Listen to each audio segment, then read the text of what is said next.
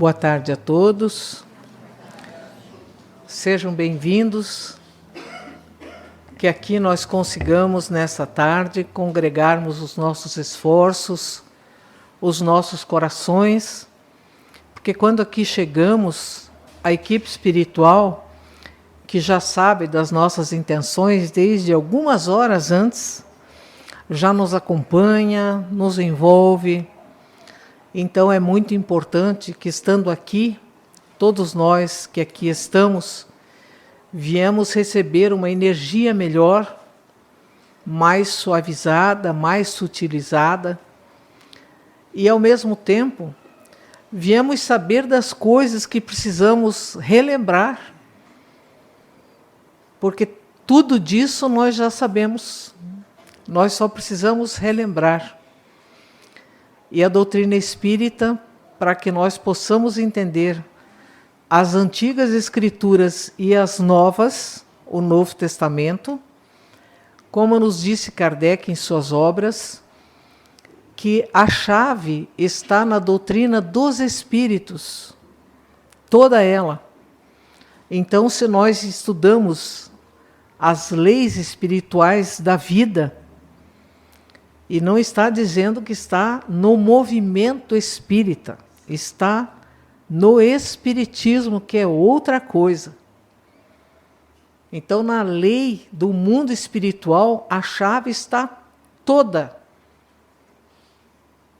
Nós podemos achar essa chave, conhecendo e estudando e aprofundando os estudos da doutrina dos espíritos, que é aberta a todos os que quiserem.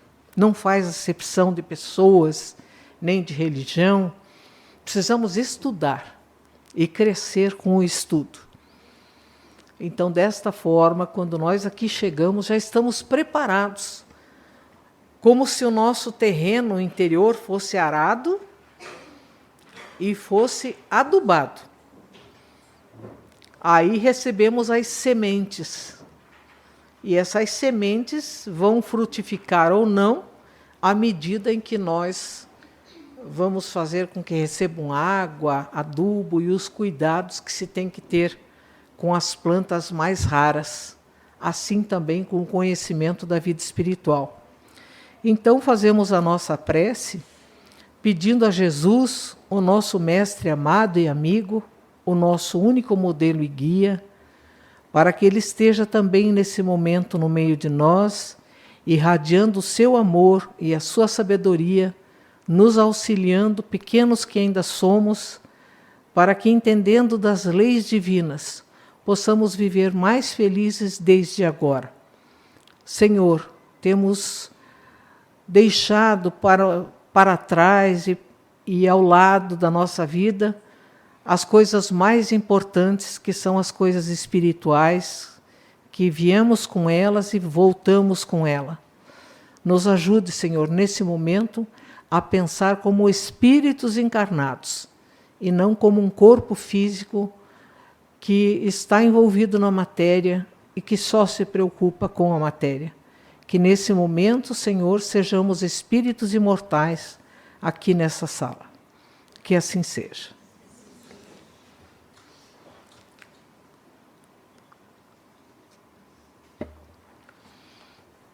No livro, no quarto livro, O Céu e o Inferno, que estamos estudando aqui, é um livro pouquíssimo estudado nas casas espíritas.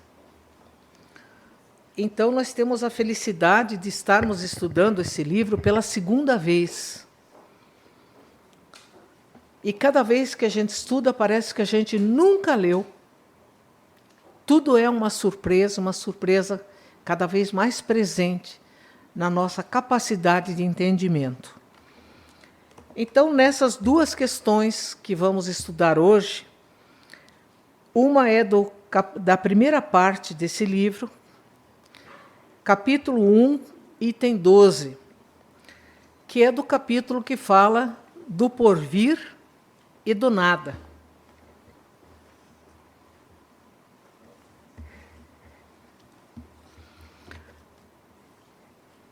Ele escolheu o item 12, que diz assim: E é uma coisa que todos nós sabemos, que desde o início, todas as pessoas tinham uma parte de religiosidade. Só que era muito difícil transmitir religiosidade para um povo que não enxergava além da matéria, que era um povo ainda muito incipiente. Éramos nós muito incipientes. Então, o que fazia? Faziam como fazemos hoje, quando numa aula, por exemplo, da evangelização das crianças que estão tendo lá, dos jovens, nós vamos ter que falar em Deus. É uma coisa muito abstrata. Fica difícil colocar uma ideia de algo tão abstrato na cabeça de crianças pequenas. Então, o que se faz? Se faz como que ela entenda isso na forma dos efeitos que a existência de Deus promove, das plantas, dos minerais. Dizer, ele criou tudo isso, ele nos criou. Então, nós vamos trabalhando com conceitos mais materiais, porque as crianças não entendem abstrações. Elas têm que ver alguma coisa para entender que alguém fez aquilo, e quem fez aquilo foi Deus. E assim tantas outras coisas que vamos falar de acordo com a maturidade das pessoas que estão ouvindo.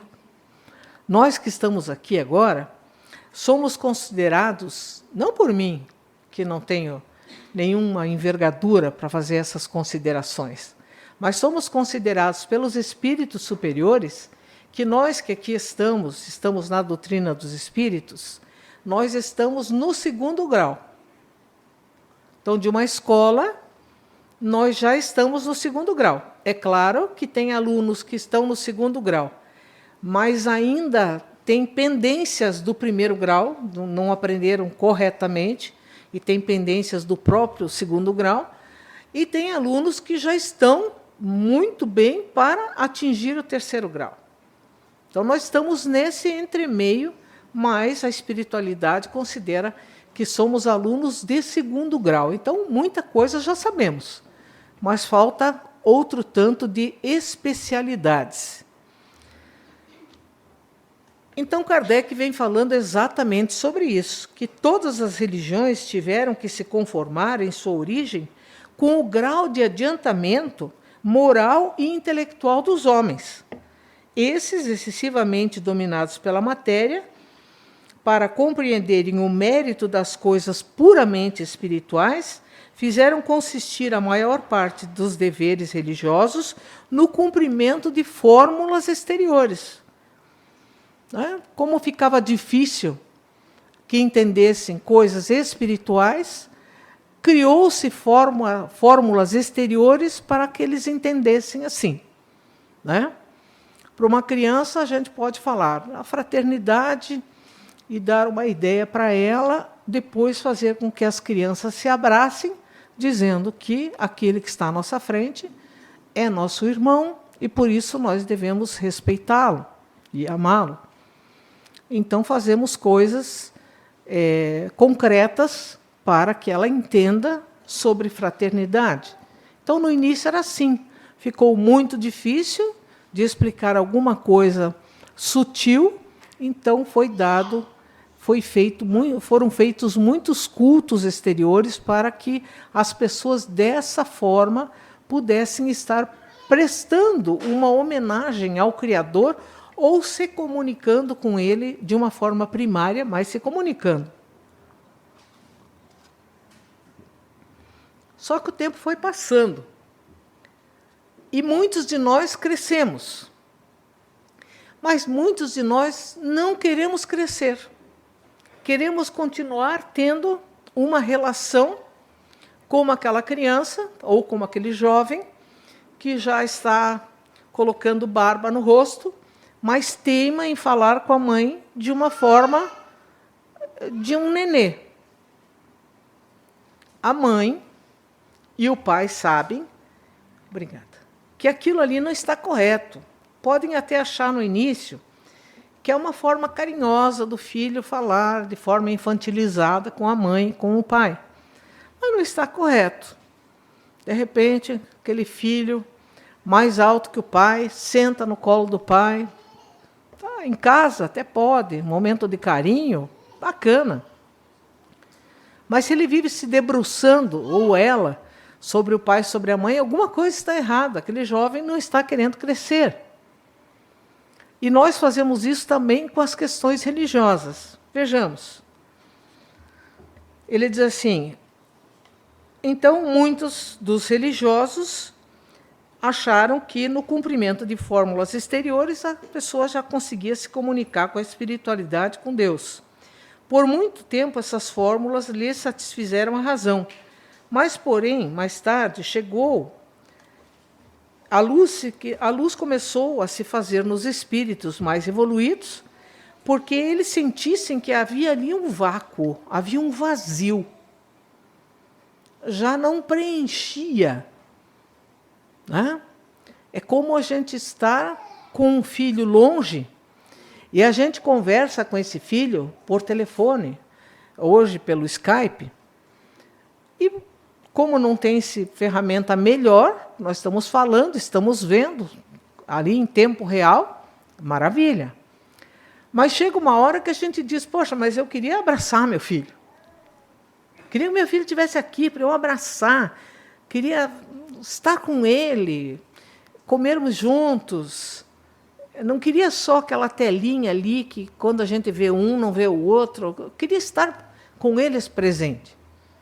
E isso aconteceu com a religião. Então, como apareceu esse vácuo, essa necessidade de que essas fórmulas se modificassem, muitos religiosos ou abandonaram a religião, ou abandonaram os cultos, ou se tornaram filósofos. Mas vejamos, a questão de se tornar filósofo, ela tem, que a filosofia, todos nós sabemos, que significa o amigo da sabedoria. Mas nem sempre se usa filósofo no sentido lato, no sentido correto. Muitas vezes a gente diz que uma pessoa está filosofando, porque em vez dela pegar e botar os braços no trabalho, fazer alguma coisa, ela fica pensando, né, dizendo no popular, na morte da bezerra. Se a bezerra morreu, faz bife da bezerra, faz alguma coisa, mas não vamos ficar chorando a morte da bezerra eternamente, porque a vida é ação. E nós temos que aprender a agir. Então, Emmanuel, analisando esse item, ele vem dizer vem nos falar algumas coisas aqui, hoje, que dava para a gente escrever ali do lado Nos Círculos da Fé, que é o título da nossa palestra de hoje, dava para a gente escrever na casa espírita. Ou outro, que fosse católico, na igreja católica, na igreja evangélica, batista, budista, qualquer uma. Nós estamos na casa espírita, nós podíamos escrever na casa espírita. Então ele começa dizendo assim, que nós devemos ter lisura religiosa. O que é isso?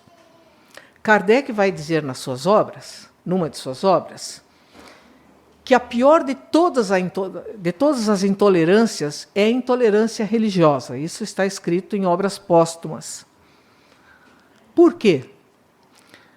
Porque ser intolerante com a maneira como uma criatura fala com o Criador é a maior intolerância que pode acontecer. Como Deus é Pai, e Jesus veio apresentando para nós Deus como Pai, se Ele é Pai de todos nós não podemos interferir na forma de um filho ou um grupo de filhos em relação ao Pai. Como é que eles se comunicam com o Pai? Se nós acreditamos nessa forma, nós agimos desta maneira. Mas não vamos magoar, não vamos ofender, não vamos faltar com a lisura para as pessoas que pensam diferente de nós. E ele diz assim, lembremo-nos com o devido apreço aos irmãos que esposam princípios diferentes dos nossos, que existem tantos outros modos de expressar confiança no Criador, quantos são os estágios evolutivos das criaturas. e ele começa a enumerar comunidades, agrupamentos. Ele diz, por exemplo, começa lá com os índios, né? Ele diz, aos que pretendem louvar a infinita bondade, manejando borés. Borés é uma pequena flautinha que se faz com uma taquara. Solta um sonzinho ali. Seria a mesma coisa que um budista ficar ali tocando a sua flauta doce, ou alguém lá no Peru, lá no Chile, tocando a flauta de Pan, música transcendental, imaginando dessa forma que está falando com Deus. Se ele for sincero no que ele faz, ele está falando sim. O que tem que ter é sinceridade. Ele diz assim, aos que supõem plenamente desobrigados de todos os compromissos com a própria crença. Tem gente que pensa assim, eu estou nessa religião, eu não tenho compromisso nenhum com a minha religião. Basta que eu vá lá, digamos, vamos falar de nós, que nós não podemos falar dos outros.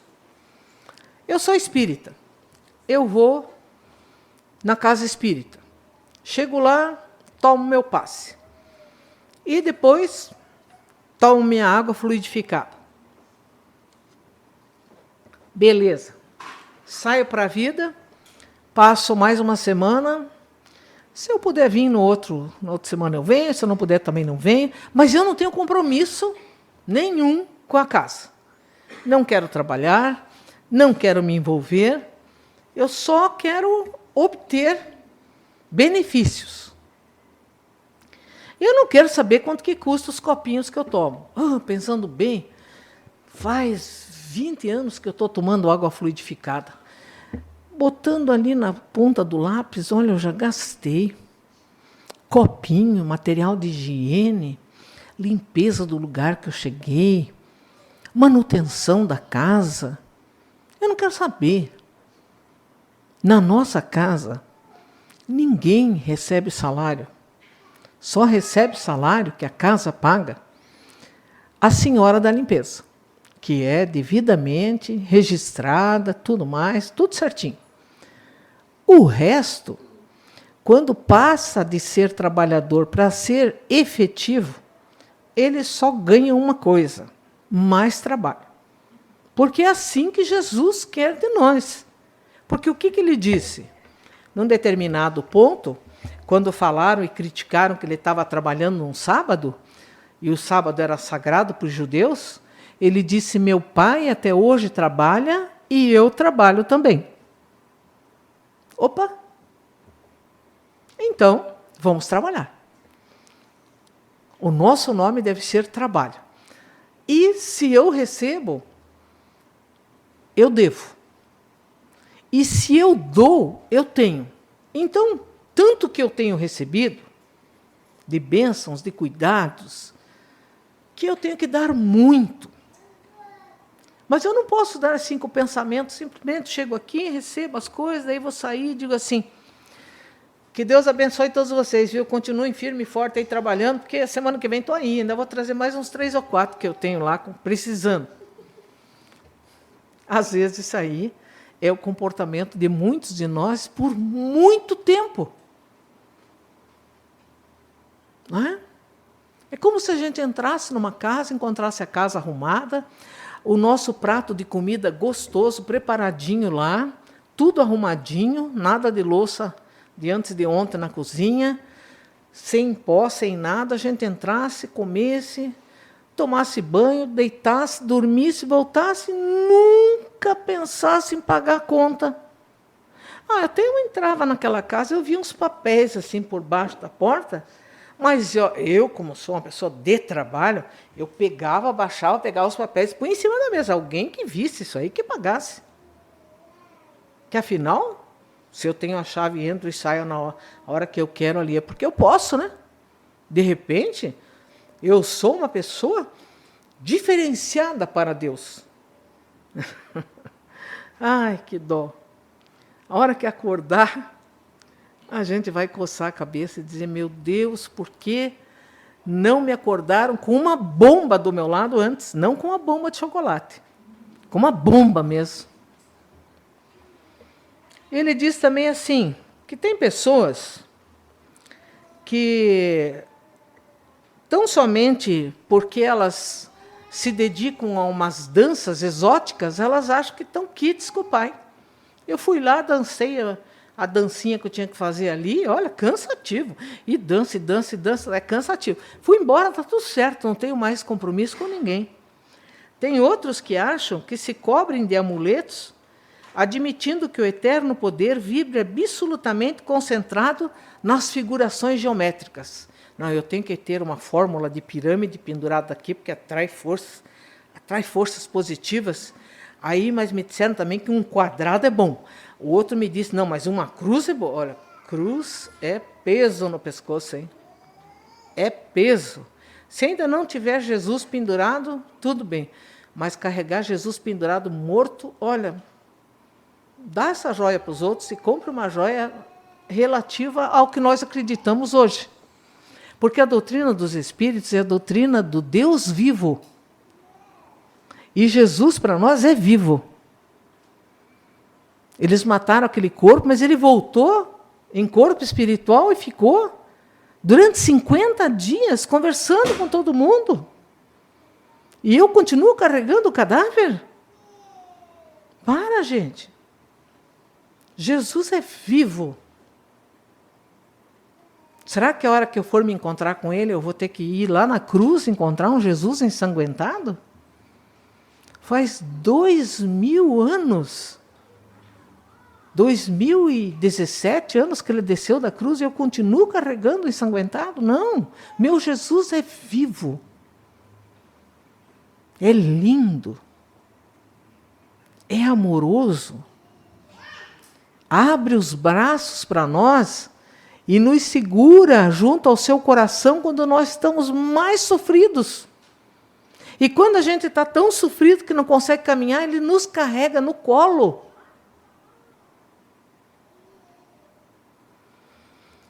Outras pessoas acham que fazem votos de solidão, crendo que agradam os céus, fugindo de trabalhar. Olha, eu vou ficar lá no alto do morro, num mosteiro, não falo com ninguém, não me envolvo com essa raça que fica lá embaixo, falar que só faz besteira, porque daí eu lá em cima, trancafiado, eu não tenho jeito de pecar, mas também não tenho jeito de fazer coisa boa nenhuma. É o ato de maior egoísmo que tem. É fugir da vida, é perder a encarnação. A gente veio para cá para trabalhar, para interagir, para ter filhos, para ter amigos, para pertencer à comunidade, para lutar, para estudar, para agir, para evoluir.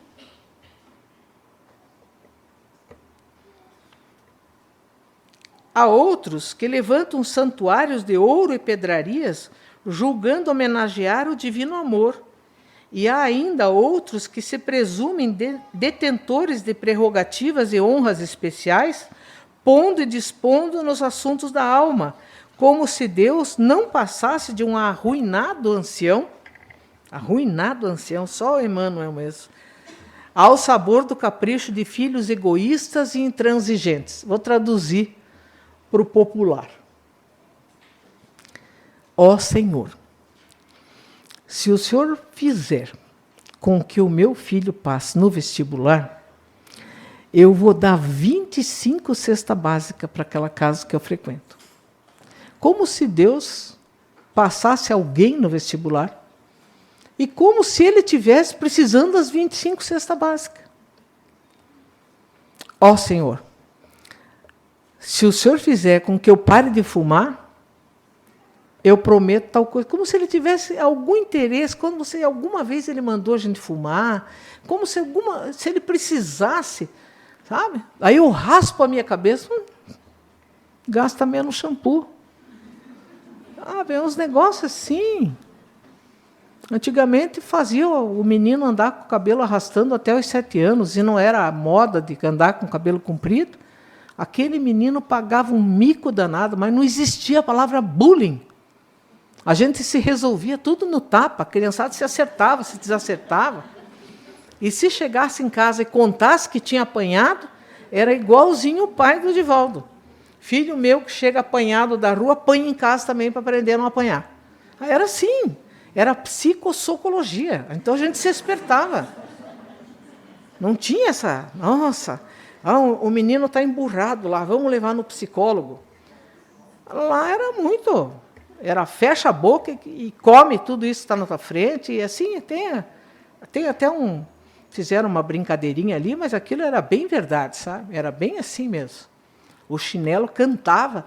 E, olha, a gente não ficava traumatizado, sabe? Não tinha esse traumatismo. Tinha que os pais já estavam mais velhos, e a gente chegava, ia sair, e dizia, benção, pai. Benção, mãe. E meu pai dizia, olha, pode me chamar de você, mas que eu ia chamar meu pai de você? Não, era senhor e senhora. Existia um respeito. E existia uma hierarquia. Mãe, eu posso ir em tal lugar? Eu acho que não. Eu vou falar para o pai, então. Melhor não falar. O que tu... Aí ia falar com o pai. O que o senhor acha? Posso ir em tal lugar? O que foi que tua mãe disse? Ela disse que não. E por que veio me perguntar? Se tua mãe disse, está falado. E desmancha essa cara. Eu não sei o que é desmanchar a cara, mas que a gente ficava... A gente ficava com uma fisionomia normal em seguida. Até um sorriso amarelo aparecia, porque o desmanche a cara é nada de bico. E outra, bater a porta, inimaginável. Fechava devagar. Se um vento batesse, a gente já... Desculpa, foi sem querer, sabe? Eram outros tempos. A gente criou os filhos diferentes. Já aprendeu a conversar com eles e impor firmeza sem precisar de exageros. A coisa foi melhorando, mas não precisa exagerar. A coisa não pode melhorar de um jeito que uma coisinha desse tamanho aqui, dê de dedo e diga o que vai fazer. Mas ela está querendo.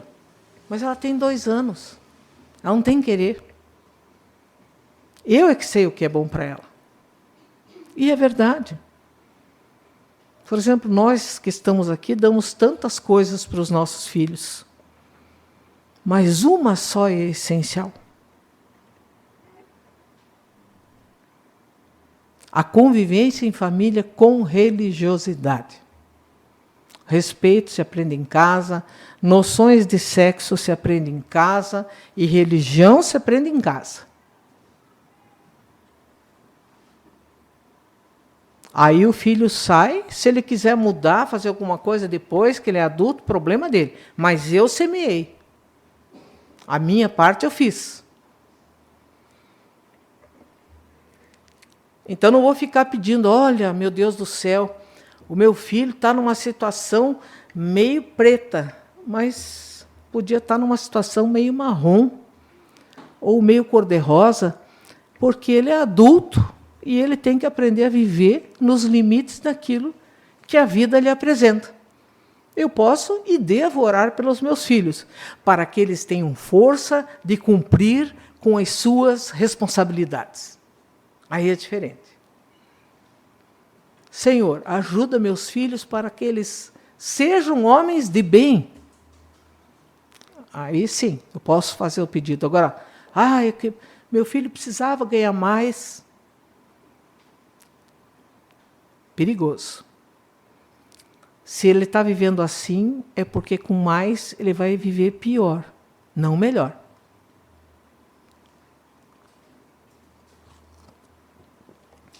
Mas ainda a gente está naquela que a gente confia em Deus desconfiando, né? A gente confia com esse olho e abre o outro, pensa, será? A gente vê isso quando alguém está num problema de saúde, alguma coisa, né? A gente diz, confia em Deus. Não vai acontecer nada para você que não seja para acontecer para você para o melhor. E a pessoa pensa, mas melhor é eu ficar bem. Mas quem disse que ficar bem significa ficar encarnado? Quem disse que você partir, você não vai ficar melhor? Ele que sabe. Ele é o Pai. A gente não pode ter tanto medo assim. Eu tenho medo de morrer. Tem uma péssima notícia. Todos nós vamos morrer. Todos. Uns antes, uns depois. E tem uma ótima notícia. Ninguém morre. Esse corpo morre. Essa personalidade enterra. Tem gente que não é espírita que pergunta assim, qual o seu nome? E eu digo, Maria Helena, por enquanto. O pessoal olha. Por enquanto? Eu digo, sim, eu não sei que nome vou ter na próxima. Lá que meus pais resolvam, lá, sei lá que nome vou ter. Por enquanto é esse. A gente tem que viver sabendo que nós somos transeuntes, passageiros. Nós não somos daqui, nós vamos embora para casa. É ruim ir para casa? Quantas vezes que a gente faz uma viagem, sai para uma viagem, cansa na viagem, tem certas coisas boas, tem as coisas não tão boas, mas quando a gente chega em casa, a gente diz, minha casa, minha cama, meu jeito, meu cheiro, alguns meus gatos, meus cachorros, né? Minhas plantas, é tua casa. Parece que a gente abre a porta assim e a espiritualidade nos acolhe, dizendo que bom que você voltou. Não, mas tem gente que só de pensar que pode ter um espírito lá dentro já entra. Primeiro põe a mão ali, acende a luz, bota o olho para enxergar. Gente, sempre tem espíritos nas nossas casas. Torçam que eles sejam bons. Mas os espíritos que estão lá são os espíritos que quem mora lá colocou. Então, se você colocou espíritos que não são tão bons, peça para se retirar com delicadeza. Porque espírito nenhum, assim como nós, não gosta de ser tratado mal. Mesma coisa, se me convidam, eu vou lá na casa de vocês, quando eu acabei de chegar lá, vai saindo, vai saindo. Que isso? Você me convidou? Como vai saindo, vai saindo? Aí ele continua dizendo assim, e é o final que ele vai dar para a nossa lição de hoje, para a nossa reflexão, ele diz assim, toda vez que se mostrem sinceros as pessoas, independente da fé que elas tenham e da forma como elas conversem, nós que temos a nossa fé devemos respeitar a fé dos outros. Eu, por exemplo, não tenho visto espíritas irem nas igrejas, outras igrejas, quererem converter as pessoas ao espiritismo. Não vi. Momento Espírita está no ar, escuta quem quer, quem não quer pode mudar de estação. Vai ter aí agora dia 17, 18 e 19, a 19ª Conferência Estadual Espírita. Todos vocês estão convidados a ir lá em Pinhais, onde sempre é feito, né, na Expo Trade Pinhais. Começa dia 17 com o Divaldo, dia 18 o dia inteiro e dia 19 até a hora do almoço. Então a nossa casa vai estar aberta e tudo mais, mas nós convidamos vocês que quiserem ir lá, comparecerem num período, 2, ou como vocês quiserem. Eu não vejo, todas as pessoas são convidadas, mas entra quem quiser. Escuta quem quiser. E deve ser assim. Cada um sabe aonde se acha mais em casa. E nós devemos respeitar a forma que as outras pessoas têm de se sentirem em casa. Ele diz que quem age assim, fazendo as danças, carregando um monte de coisa no pescoço e tocando a flautinha, fazendo danças e tudo mais, muitas vezes são espíritos, são corações infantis, usando símbolos como exercícios da escola ou sofrendo sugestões de terror para se acomodarem à disciplina. Em muitos lugares é colocado terror nas pessoas para que elas não saiam. Olha, se você sair daqui, vai ter que acontecer isso, isso e isso. Não vai acontecer nada.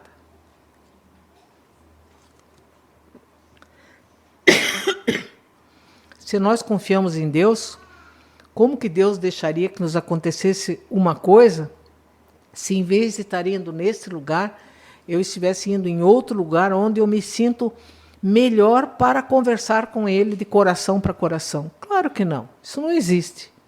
Mas muitos fazem isso aí, sugestões de terror para manter a pessoa ali naquela disciplina.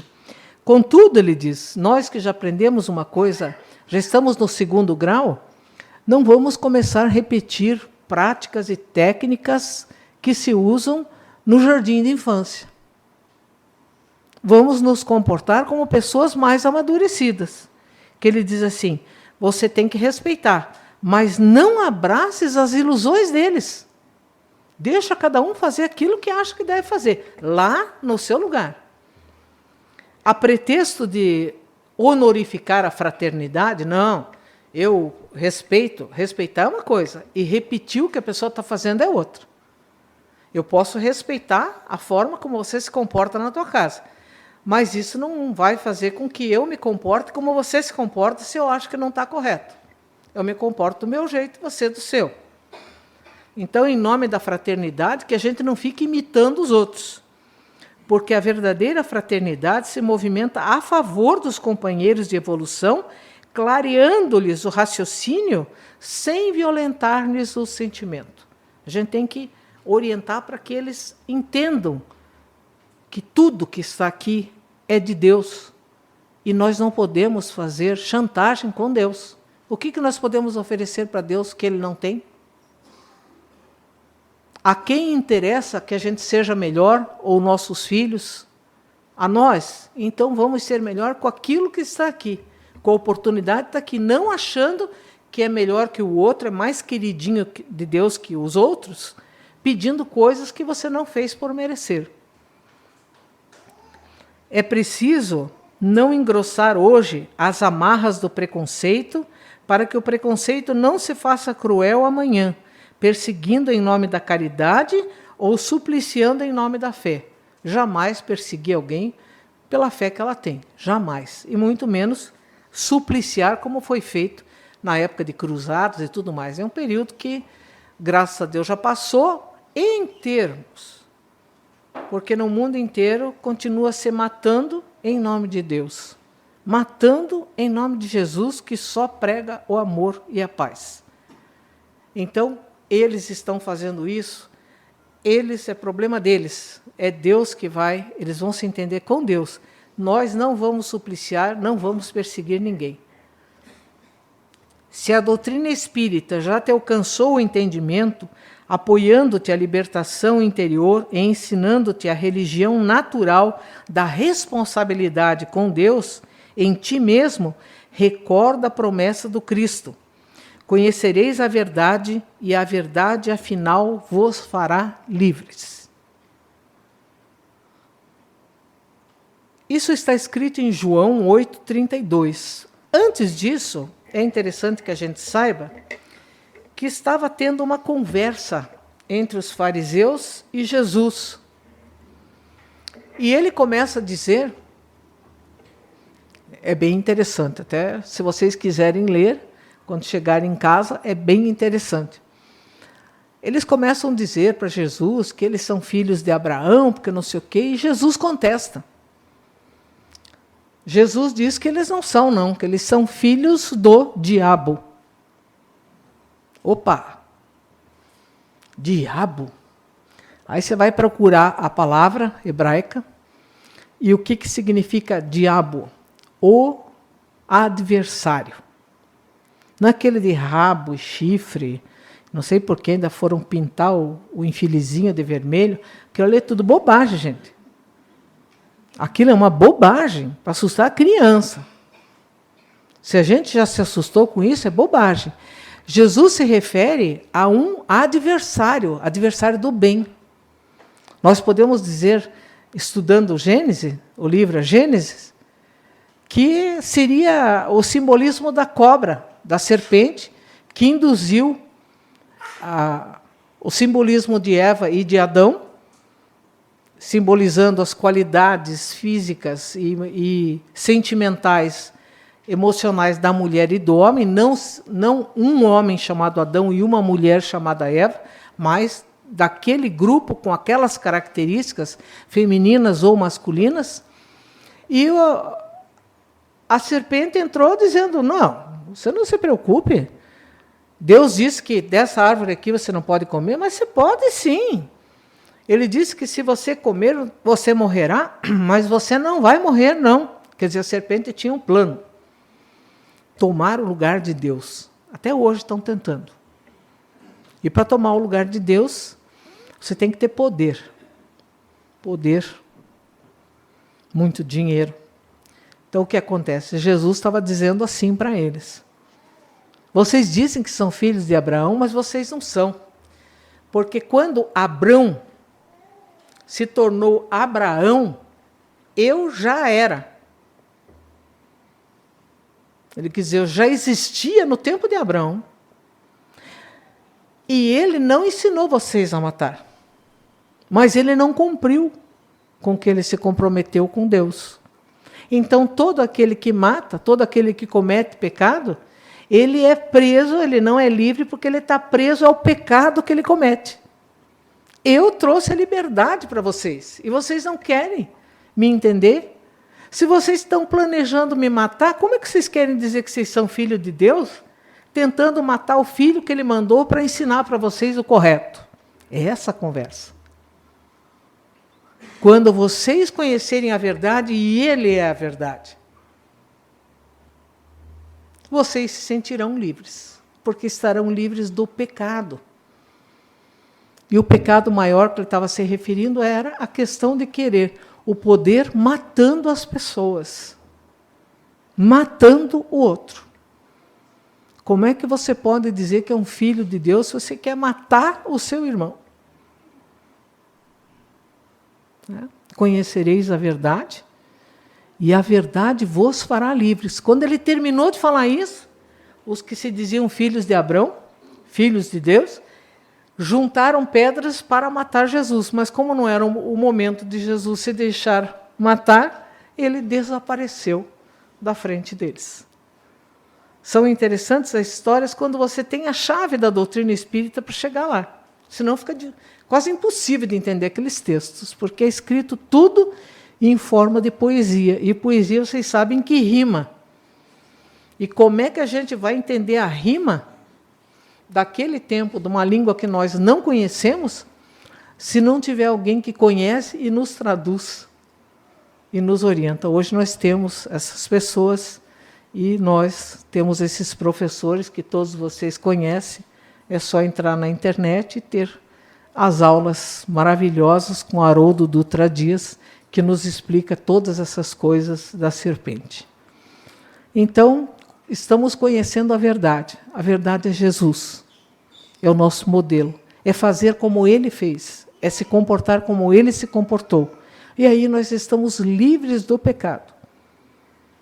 Livres, porque se eu faço o que Jesus fez, eu estou livre.